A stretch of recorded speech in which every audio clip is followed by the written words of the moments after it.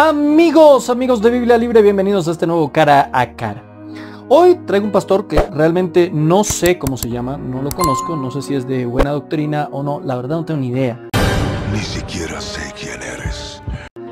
Pero se dice unas cosas bastante peculiares alrededor de la naturaleza de Dios, tratando de dar un sermón. Pues el objetivo de él es hablar de no darse tan duro cuando alguien falla, ¿no? Cuando tú pecas, pues no te acuses tanto, no te recrimines tanto, no te ataques a ti mismo, perdónate a ti mismo. En ese sentido podemos estar de acuerdo, pues de nada sirve simplemente acusarme a mí mismo y atacarme a mí mismo por mis errores. Lo que tengo que hacer es arrepentirme y apartarme de mi pecado. Pero hace unos comentarios que nos sirven para ilustrar una verdad de la naturaleza de Dios. Escuchémoslo.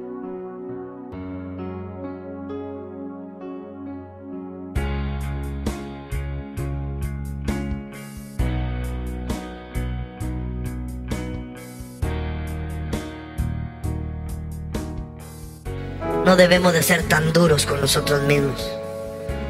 ¿Sabes por qué? Porque Dios necesita de nuestros errores para mostrar su gloria. No seas tan duro contigo. A veces eres tan duro contigo mismo que quieres ser perfecto. Si tú fueras perfecto, no ocupas a Dios. Escucha con cuidado lo que te voy a decir. Dios necesita que tú falles para Él tener propósito de existencia. Jesucristo, si Adán y Eva no hubieran fallado, Jesucristo nunca entra en la escena de la historia de la humanidad. A veces somos tan duros con nosotros mismos cuando cometemos un error que nos culpamos y nos acusamos. ¡No! ¿Qué está pasando, doctor? ¿Qué está pasando? Bien, lo primero que dice es que Dios necesita de nuestros errores para mostrar su gloria. ¿Dios necesita de nuestros errores para mostrar su gloria? ¿Es acaso su gloria dependiente de nuestros errores? Bueno, lo que intento entenderle a él es que cuando nosotros nos equivocamos, entonces Dios manifiesta su gloria en medio de nuestros errores. Pero aunque no nos equivoquemos, creo que Dios sigue manifestando de la misma manera su gloria. Después dice que si tú fueras perfecto, no ocuparías a Dios. ¿Qué? ¿Dios es un desocupado que no está haciendo nada y necesita que nosotros seamos imperfectos? Y entonces en el cielo nuevo y la tierra nueva Dios no va a tener nada que hacer porque ahí vamos a llegar a un grado de perfección. Un momento, ya me está confundiendo. Y la tercera frase que me deja pensando muchísimo es: Dios solo tiene propósito de existencia si nosotros fallamos. O sea que si no fallamos, ¿para qué existe Dios? Y pone el ejemplo de Adán y Eva. ¿Es esto verdad? Bueno, Éxodo capítulo 3 relata que Moisés le pregunta a Dios su nombre y la respuesta es: yo soy el que soy. Yo soy el eterno presente. El absoluto, el absolutamente otro, como dijera Paul Tillich. Yo soy. Eso nos habla de que no necesita absolutamente de nosotros para ser. Él es por encima de nosotros. Él no necesita nada, ni siquiera su creación misma para ser. Dios simplemente es. Es el creador y sustentador de todas las cosas y no necesita para nada de nosotros. Y alguno dirá: sí, hermano, sí necesita de nosotros. Vean Mateo 16, tú eres Pedro y sobre esta roca edificaré mi iglesia y las puertas del Hades no prevalecerán sobre ella. Sí, está escogiendo a Pedro. Está escogiendo a Pedro. Necesitaba de Pedro. Yo no me voy a meter en los meollos de este texto, que es un texto muy polémico, pero lo que sí quiero hacer notar aquí es que no necesitó de Pedro para hacer su obra. Él le dijo en medio de la charla: tú eres Pedro y sobre esta roca edificaré. ¿Quién va a edificar la iglesia? Dios. La iglesia es de Cristo, no nosotros. Y alguno puede decirme: pero entonces ¿para qué llamó a Isaías, a Jeremías, a David? Los necesitó. No, Dios no necesita de nadie. Dios pudo llamarlos o pudo bien no llamarlos. Simplemente Él en su misericordia, en su soberanía y su gracia decide llamarlos para una obra específica, porque quiere hacer partícipe al hombre de algo maravilloso que es su plan perfecto y divino. Pero eso no quiere decir que los necesite en ningún sentido, o que necesitara que David fallara para después hacer la obra en David. ¿De cuántas cosas nos ha librado Dios? Dios permite que fallemos para que aprendamos cosas. Sí, Dios lo permite, pero no es que necesite que fallemos. De hecho, lo que nos lleva a la Escritura es precisamente a evitar el pecado y alejarnos de nuestros errores y fallas. No a buscarlo para que Dios tenga un propósito de existencia. Ahora, ¿Dios necesita de nuestra adoración?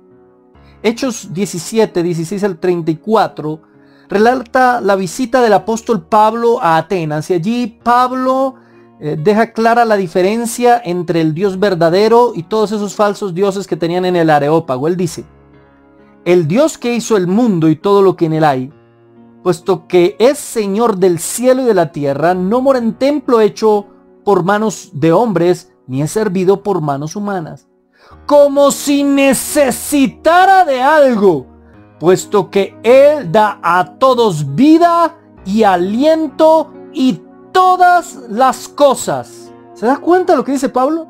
Como si necesitara de algo. O sea, Dios no necesita de nada, ni de nuestras fallas, ni de nuestros errores, ni siquiera de nuestra existencia. Dios no necesita que nosotros existamos. Por su misericordia y gracia quiere que existamos, decidió que existamos, pero no es que Dios tenga un complejo de inferioridad y necesite de nuestra existencia para que su existencia tenga sentido, o necesite de nuestros errores para que Él pueda hacer algo y que su gloria sea manifiesta. Él no necesita de nada, y eso lo dice claro el apóstol Pablo. Si necesitara de algo, Dios no sería completo, y si no fuera completo, no sería Dios. Es un desconocimiento terrible de la naturaleza de Dios y básicamente de un atributo que se llama la aceidad de Dios. Es decir, Dios no necesita de nada ni de nadie para existir y para ser Dios en su plenitud de atributos. Él es Dios desde la eternidad hasta la eternidad. Es el eterno presente y no necesita de nada ni de nadie para que su obra se manifieste o para que su gloria sea eterna. Su gloria es desde la eternidad hasta la eternidad. Él ya tenía gloria antes de que existiéramos nosotros, porque simplemente Él es. Dios es Dios, pleno en absolutamente todos sus atributos.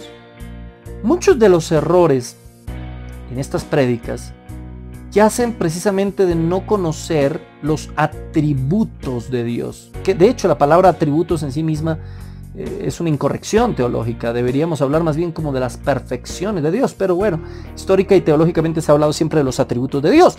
Por eso les recomiendo este libro maravilloso de A.W. Pink, Los atributos de Dios, para que examinándolo, leyéndolo, profundizándolo y con Biblia en mano, por supuesto, usted se dé cuenta que Dios es absolutamente completo y no necesita absolutamente de nada. Y además conozca otro tipo de atributos o perfecciones de Dios, comunicables, es decir, que nosotros compartimos hasta cierto grado, e incomunicables, que definitivamente nosotros no compartimos. Esos son los atributos de Dios. Dios no necesita que falles, evita fallar. Dios no necesita que peques, evita pecar. Si pecas, arrepiéntete y apártate. Pero Dios no necesita de tu pecado para tener propósito de existencia. Dios existe porque Él es, y no necesita nada que le dé propósito a su existencia. Grave incorrección teológica aquí. Bueno, ese es el punto de vista nuestro. Escriba su punto de vista aquí en la caja de comentarios. ¿Cree que Dios necesita de algo o de alguien? Pues escríbalo ahora mismo. Comente, suscríbase y espere nuevas secciones aquí en Biblia Libre. Nuevas secciones, se vienen unas cosas espectaculares. Así que muy pendiente de las nuevas secciones que ya estamos preparando para ustedes, que van a ser increíbles, súper graciosas, pero sobre todo vamos a aprender muchísimas cosas. Dios los bendiga, Dios los guarde y seguimos aquí en Biblia Libre.